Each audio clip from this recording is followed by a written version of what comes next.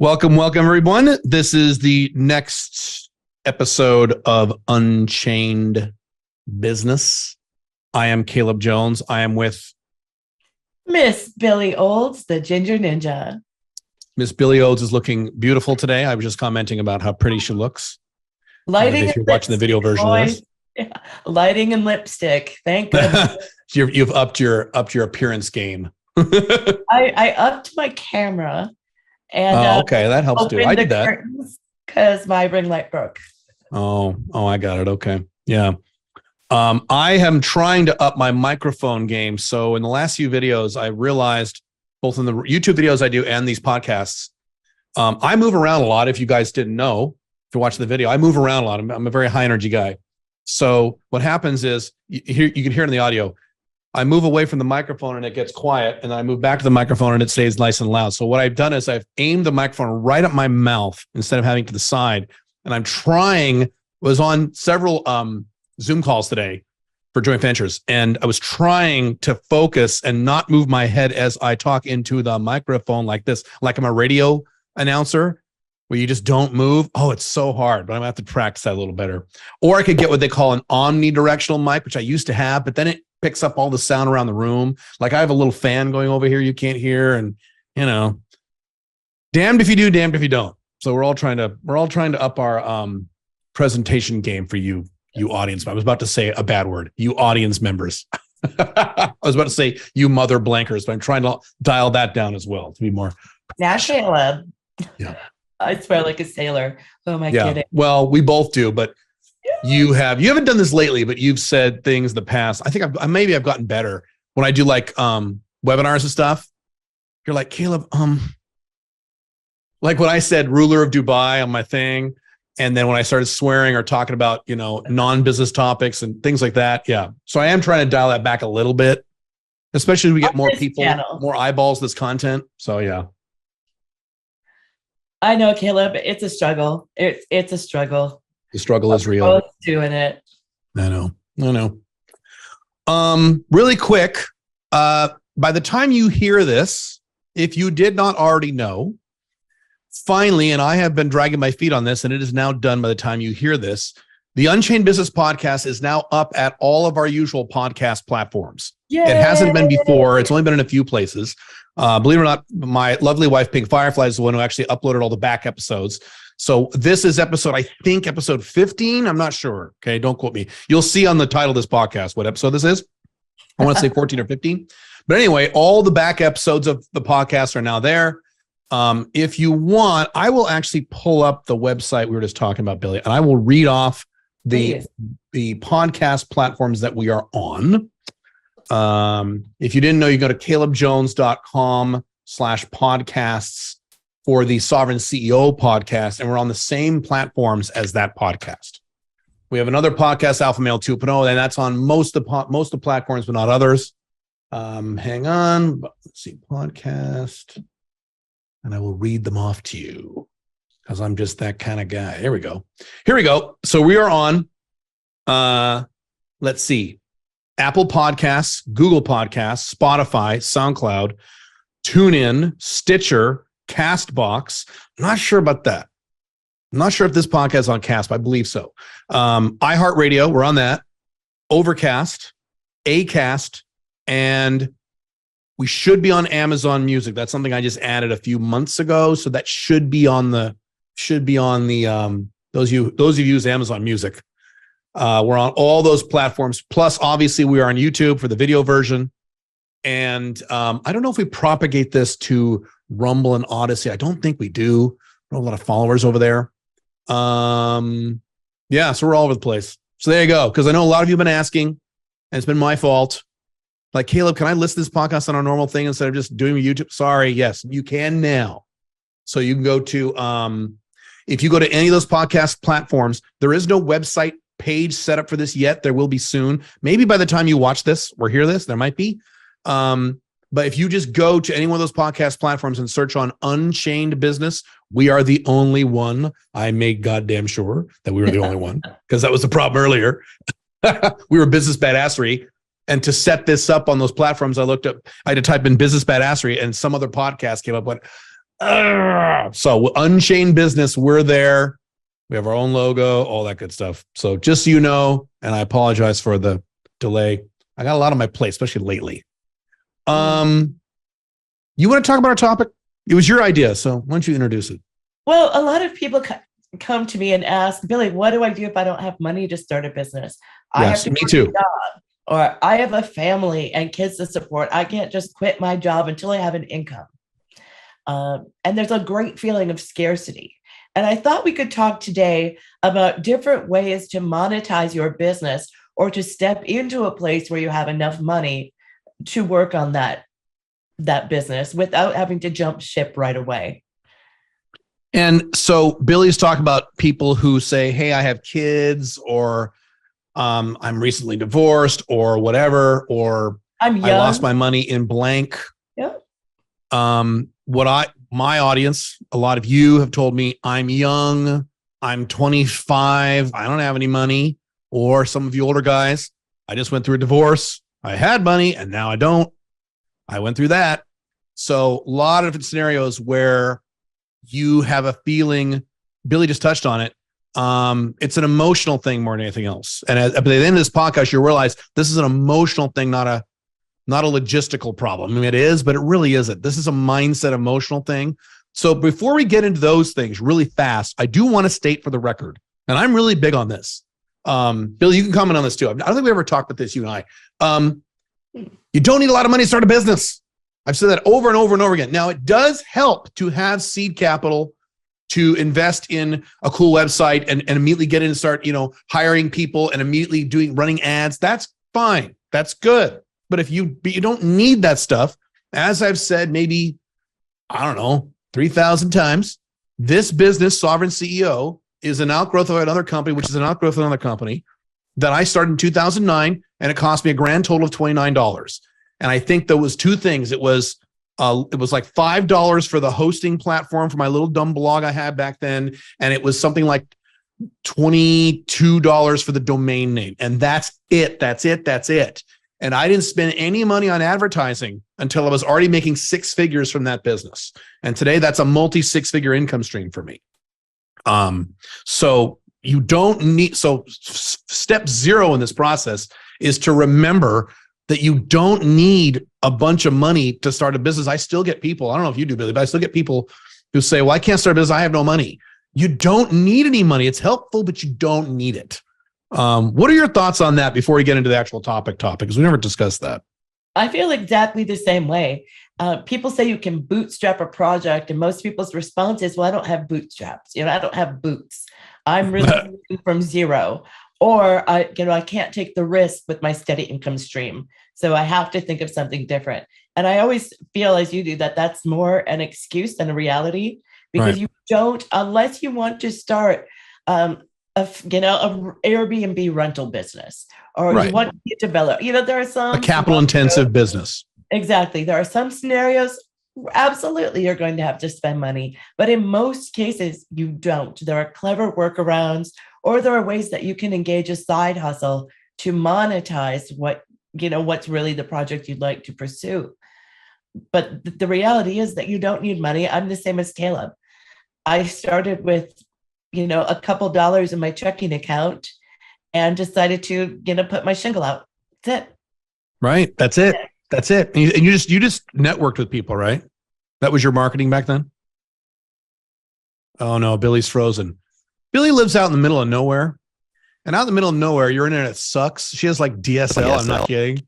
I mean, that makes me laugh, but you're back. Do you need to switch to your mobile thingy? Yep, I think I'm going to do that. So we have. Okay, so I'll keep the podcast running. Go ahead and switch. If you log off, just log back on, and I'll talk while you're gone. That's fine. Awesome, sounds good. I might just try turning my video off. Sorry, guys. Okay, that's the one downside of living in the country. I just told them that while you were gone. Yeah, I was making fun of you. The worst, most painful part, you guys, is that the fiber optic line that runs from one school to another school runs through my front yard. And we're not allowed, no one's allowed to tap into it. Oh, you're kidding me. It is so painful. Oh, that's bullshit. I have like an easement on the first, I sucks. think, 15 feet of my property for that line. So that speed test you ran for you had the 3 megabit download speed, that'd go to like 100, or actually 200 or 300 if you hit that fiber line. I know. Yeah, if only so I were funny. sneaky enough to know how to tie in and not get. Yeah, even I can't do that. I'm out of date just on that want one. to. Yeah. All right, guys. Well, I'm going Go off ahead. camera. Those of you listening, listening only, you won't notice any change. Okay. If you freeze again, maybe we'll try switching your connection. Let's try that. Yeah, just start. Yep. Yeah. So for those of you listening, her video is now off. For those of you watching, then you can just look at me. Woo! You're welcome, ladies. So yeah. Where were we? Were you talking or was I talking? I lost track. Oh, we were in a good segue. So I think I asked you what did you do to get your first few clients? Did you just network with people and talk to people? Which is kind of what I did. I did. I made an ass of myself, which I'm never really afraid to do and don't often realize I'm doing, but just offered to people like, hey, I can help you with that. If I would see a friend on social media who is struggling, or a business owner that was in one of the groups I was associated with, I would just reach out and say, hey, I totally have an answer for that. And how much money did that cost you, Billie, to do that? That cost me absolutely nothing more than having electricity and some sort of a device with connectivity to the interwebs. Right. And most of us have that already, or you wouldn't be listening to or watching us. Right. So we'll move off that. Billie and I just want to make it clear to you. If you have this thing in your head, well, I need money to start a business. You've got an old school, I need to put out my shingle and get a location and start a Radio Shack, and I need to hire 14 employees. And you don't have to do any of that anymore. This is, the collapsing 2020s. The good thing about the collapsing 2020s is technology is there to help you. Technology is your friend. So you don't need to do that. So let's actually get to the topic. I'll let you start because I know you have some ideas, and I'll just kind of riff off those. Of if you do need funds or some funds to get started, if, for example, you could get started for free. So here's an example, and then I'll let Billie take over. So an example would be, you're going to start an internet-based business, like we talk about in the 90-Day Business Builder, 90daybizbuilder.com. In that program, we talk about setting up either coaching, consulting, selling courses, or selling some kind of business or personal service, okay? And you can start all those for very cheap, if not free, okay? Or close to free, like $200. So let's say you start your business for free or close to free, set up a website, set up your offering, set up your niche, all of which we train in that program, by the way. You get all that done, and you're doing organic stuff that's free. You're doing your own outreach, things like that. But you really want to do something else. You want to hire someone, a marketing person, or you want to start running YouTube ads, and that costs some money, and you need some money. This would be an example of if you need some money, not need if you want. So Billie, you take over. I've been talking enough. So what would that person do in your eyes? What are some creative ways to finance that? Well, let's start with the most simple way. In most countries right now, there is a labor shortage. So if that means that you pick up a second shift job at your local McBurger chain, your ice cream stand, your coffee house, whatever it is, any place in the service industry offers you opportunity. Even if you're already, working at a higher level, and you say, hey, listen, I don't want to work retail, customer service. My question to you is, do you want to make enough money to step away from your normal job and that second gig? Then take on a side hustle. And the easiest side hustle you can get is working retail or any kind of customer service. They're begging for people in those industries, begging for them, which means that there's a lot more scheduling flexibility than perhaps 5 years ago, even. Well, even pre-pandemic. There's greater flexibility in all service jobs than at any point in the history of my lifetime. Interesting. I think you're right. You know more about this than I did, but yeah, that's interesting. I think you're right. Post-pandemic. Yeah. Yep. Absolutely. And we, of course, have, an aging workforce, and many people who during the pandemic opted out of returning to work and retired early. Right. So people say this is because people are lazy, that, that there's a labor shortage because people are lazy. Young Also true. particularly are lazy. I would disagree with you, Caleb. I know that we very much disagree on that point, because some of the hardest working and most, people with the greatest hustle are under 25. And those are the ones who are good. Those are the good ones. Those are the good ones. So not all Gen Zs and millennials are lazy, but if you compare them today, particularly Gen Z, to other generations, they're lazy. Speaking in general. Now, my son is a hardcore millennial and he's a workhorse. So yes, and we have people in our teams we have some amazing people on our team who are under 25, and they're incredible. They're incredible. Now, one caveat to that, these people I'm talking about, none of them are Western. I mean, or quasi-Western. They don't live in the United States, Canada. I mean, they're outside the West. So hint, hint. But yes, so you're right. It's not everybody, but it's as a whole, I just see, I could do a whole thing on this. I won't, but I see, especially with Gen Z, they just don't want to work. And they get offended if you tell them they have to work. And that wasn't the case Gen X. I'm Gen X. So are you, Billy. You're young Gen X. That wasn't the case when I was in my early 20s, when we had other Gen Xers who were young. We weren't like, I got to work. I just want to stay home all day. You had one friend out of 10 who was like that. And he was the weirdo. All the rest were normal. Okay, let's go to work and let's start a company. Let's do what we need. And anyway, that's but that doesn't discount your other points. Your other points are accurate. Early retirement. What else? I haven't studied this issue too much. You're right. There's a big labor shortage. Early retirement. More demanding in terms of scheduling and in terms of what hours they want to work. Again, post-pandemic. There's a lot of other factors that also are in play. You mentioned the early retirement. I forgot about that. You're right. Absolutely. And this is to your advantage. You may say there's no way in hell I'd consider working at McBurger Shop. But the reality is, if it makes you an extra $15 an hour and all you need is $200, $1,000, $2,000, think about how quickly you can make that with minimal effort.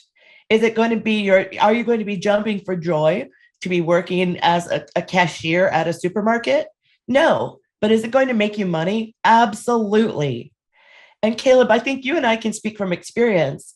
When you were a young person just starting out, did you have more than one job? Or more than one? Yeah. Tell us about that. Yeah.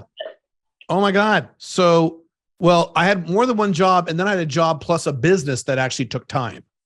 So let me think way back. So my first job, let's see, I'm trying to think back when I was doing multiple jobs. And because Caleb and I are weirdos, we started with this mentality of multiple jobs, like in our early teens or earlier still. Well, because I wanted money. Because it's what you just said. I wanted money. I came from a poor family. I couldn't stand it. So I wanted money and I wanted to build my own business. I said the only way to do that. I just remember now. So I did technical support during the day. This was before they outsourced it, right before they outsourced, I can't talk. Right before, I'm practicing speaking more slowly as well. This was right before, this is so painful to talk this slow. This was right before India outsourced the technical support functions from the United States. They outsourced it to India. This is the early 90s. So I did technical support for DOS utilities. I'm dating myself now. And then at night, and actually on weekends, I would do data entry. And I've talked about how that was my first real job, data entry. And if you're watching the video, all I did, I've shown this before. I would do this for 8 hours a day. Okay. Talk about shit jobs. This is what I did for 8 hours a day. If you're watching the video, this is it. I had a keypad in one hand and I would type with one hand. The other hand, I would turn papers over and type numbers into a screen. I worked for a hospital and you had to go chook on the little membership cards. And I would enter in all the membership card stuff. It was great. And that's what I did. That was my first job. I did that for hours and hours and hours a day. And it was lame and it was awful and I hated it, but I wanted money. So I just did it. I just sucked it up and did it. And that's how that works sometimes. And as Billy is reconnecting, let me say something else to what she said earlier. If you say to me, I don't want to work at Taco Bell, I don't want to work at Starbucks, I don't want to work at Nordstrom's. Is Nordstrom's even around? I don't want to work for retail. I don't want to do that. I went to college and I just want to stay home and watch Netflix and smoke weed. These are the two extensive ends of the excuses. If you had a choice between sticking at your horrible, soul-sucking, no freedom, collapsing 9-to-5 job for the rest of your life, or working at your 9-to-5 job plus a second job for 6 months, let's say, okay, or let's say a year, and then you could quit your job at the end of the year and never have a job ever again like me. I haven't had a job in 26 years. Would that be a good deal or would that be a bad deal? It'd be a good deal. So instead of focusing on the negative, focus on the result.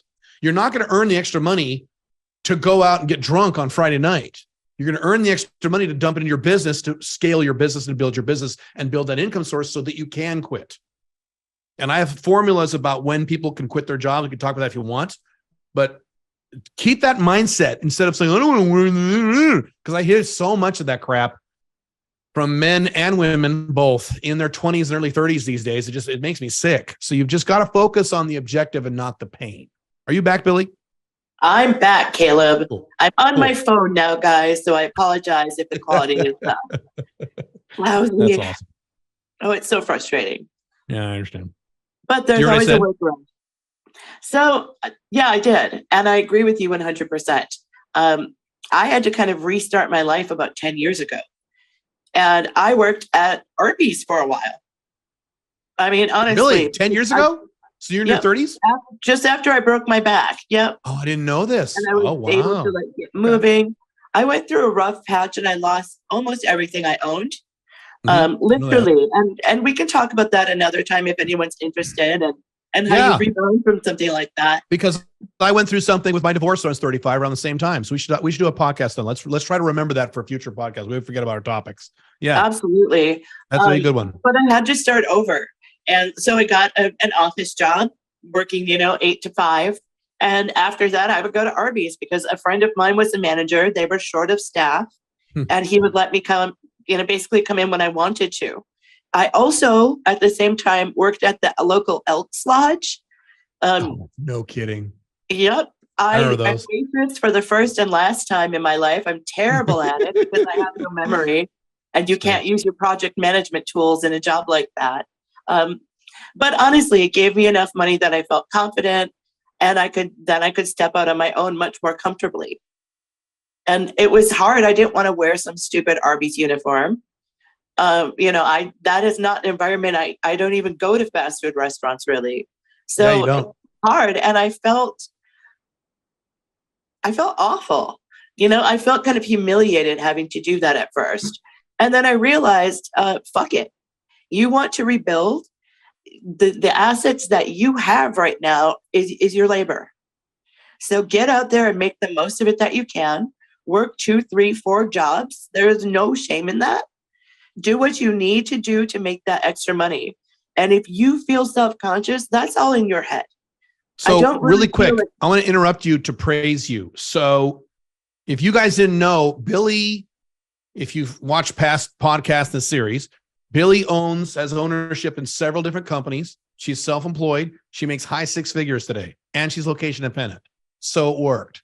And she's just talking about 10 years ago. It's not like she had to do this for 35 years. This was 10 years ago. And I assume, Billie, that the money you earned at Arby's did not go to partying with friends on the weekend or buying expensive, fancy, girly clothes or buying cocaine or weed, right? It went to where'd the money go? Where did you put that money?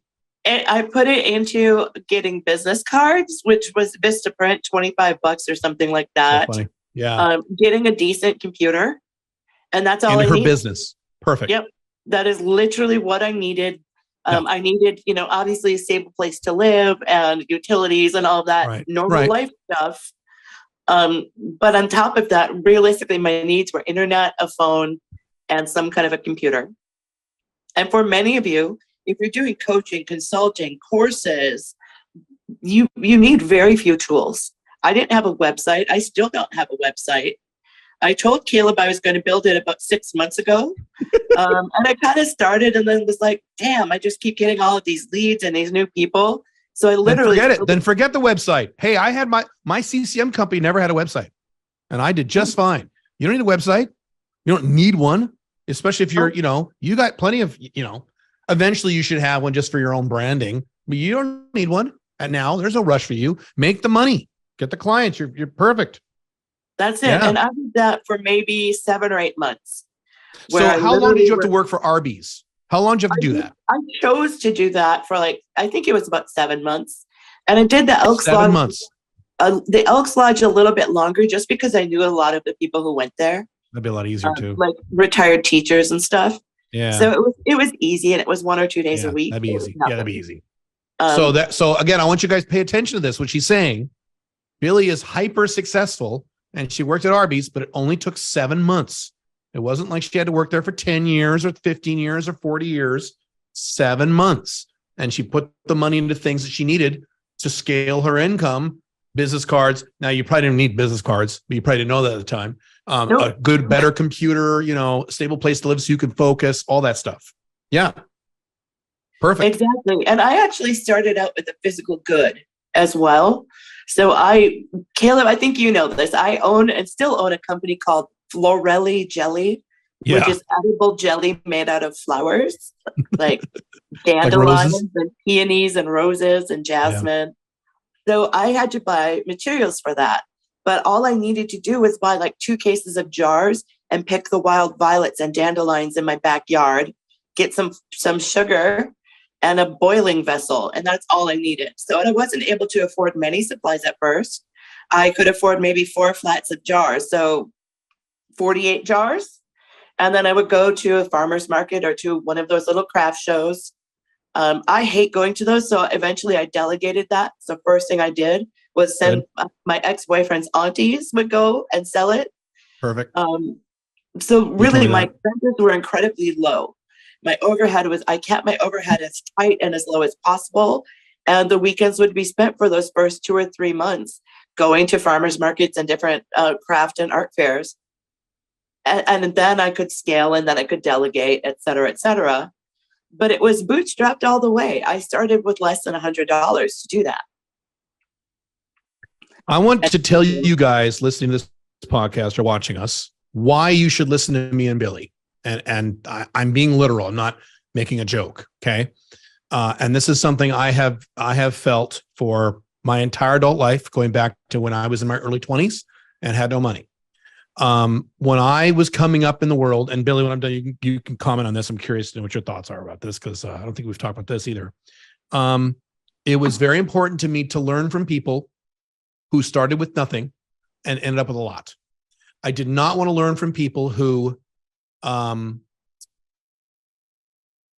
wealthy parents, were able to go to Harvard on some kind of scholarship because they liked getting A+ in school, or people who, you know what I'm saying, people who kind of won life's lottery and start out with, great childhoods and it had, this perfect environment and upper class families and things like that. And then they became rich. So like, I remember when the first time I read Donald Trump's Art of the Deal, the book he wrote in the 80s. Okay. The first time I read that, I got to think chapter 3 or 4 when he's talking about his childhood. And then he gets to when he's in high school and he's a senior in high school. And then he literally says, the first page of that chapter, remember this is almost 30 years ago. He said, then my dad gave me $1 million, or then my dad loaned me $4 million to buy my first building. And I literally closed the book and threw it across the room. I said, I'm not reading this. This isn't helpful. Now, years later, I circled back to it reluctantly. Also, like Bill Gates. Bill Gates was the child of a very wealthy, very successful attorney in the Seattle area. And he went to Harvard. Do you go to Harvard? I think that's right. I have never been super interested in people who became successful because they were already successful when they were young, because they had successful parents or they were part of a successful environment.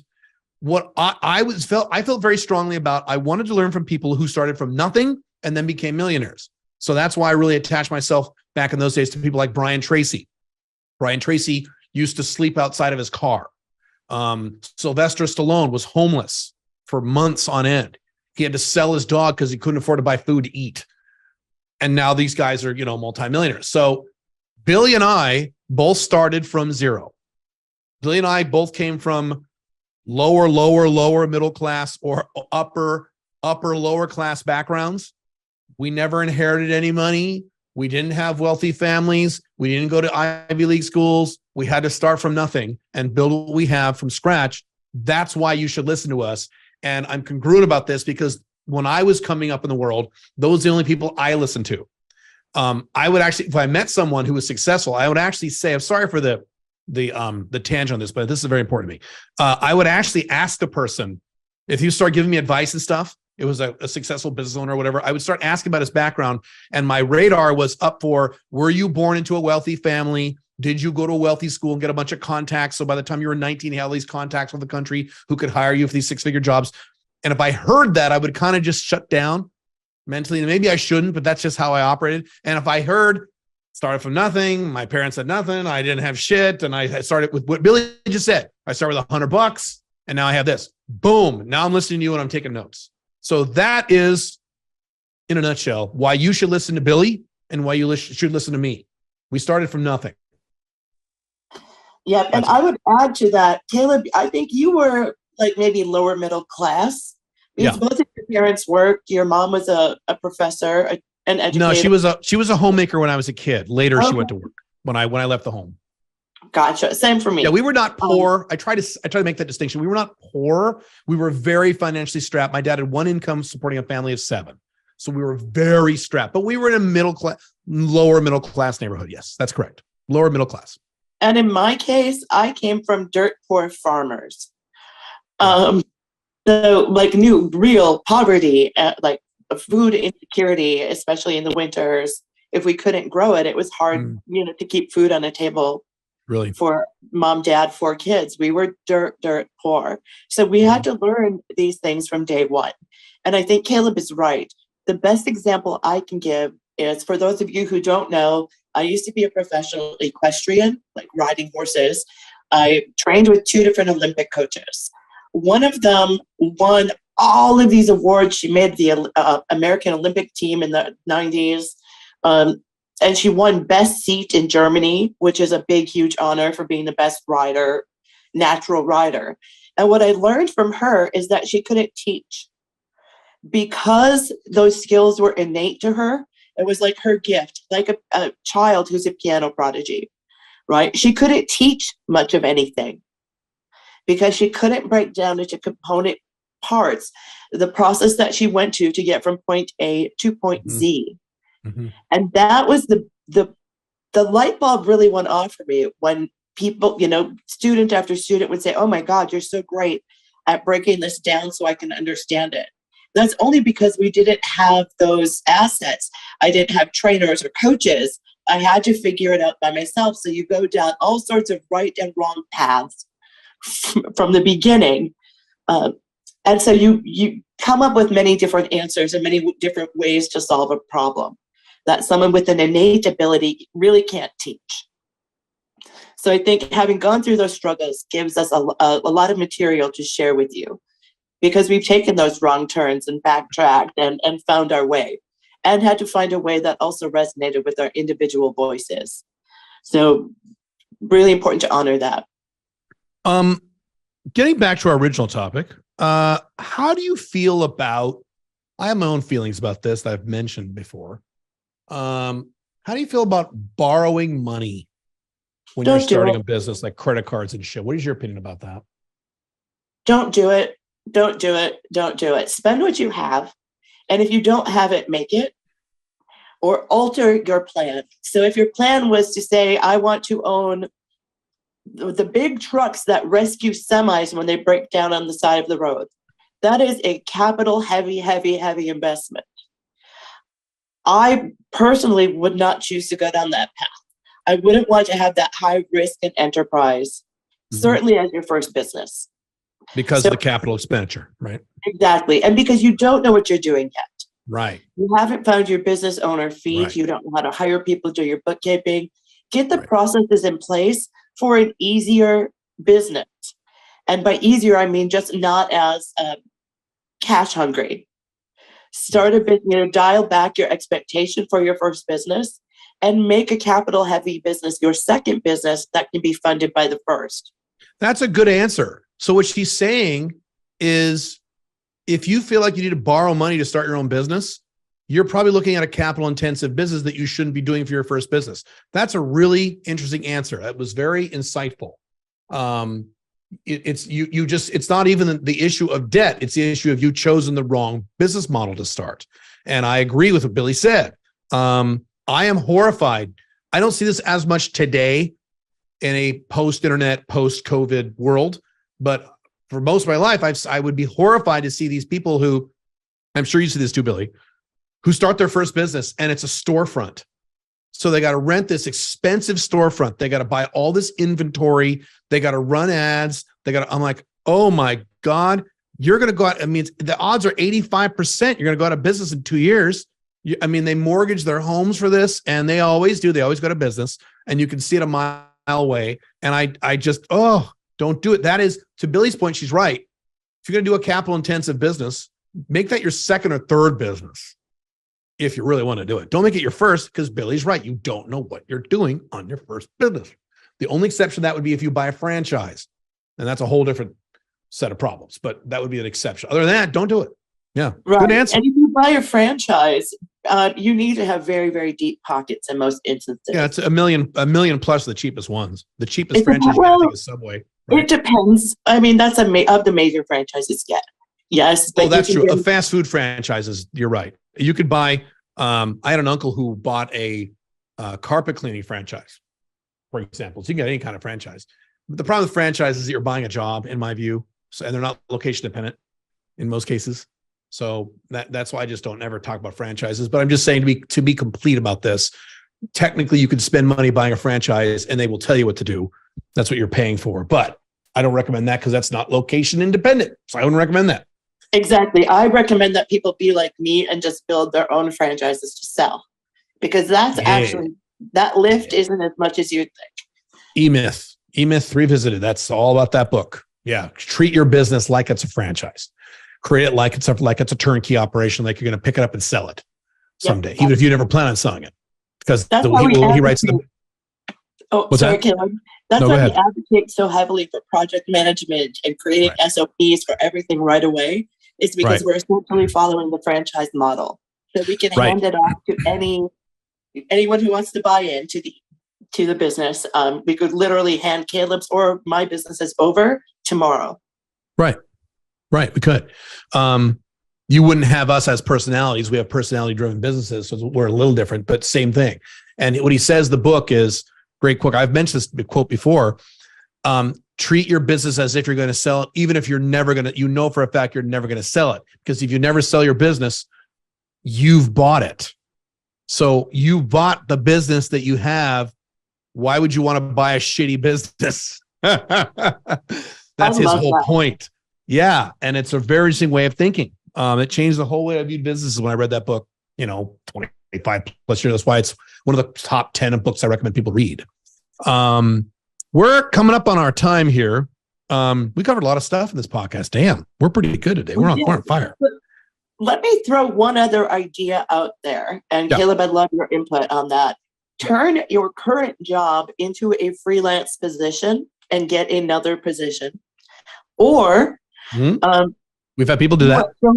Do what so many other people do is go be overemployed. There is nothing wrong with working 2 corporate jobs at the same time. We have some friends who do that, who are employed with 2, one of them with 3 different companies at the same time, because we all know that the workday is padded by so much BS that you can often produce in 30% of the time that you have to sit in an office the actual output that's required. So if you can do 2 remote full-time positions, do that. You might be cranking it out a little bit more than you used to at first, but you'll get into a rhythm and you're going to be able to dial the actual hours that you put into those jobs down dramatically by removing the meetings, removing, people stopping by your desk, the bathroom breaks, the chatter. And without those interruptions, you're going to be able to output so much more quality work in a significantly less time than ever before. Take advantage of that. In my mind, I don't think it's stealing from companies to be doing your job in a time, in a shorter period of time than other people are able to.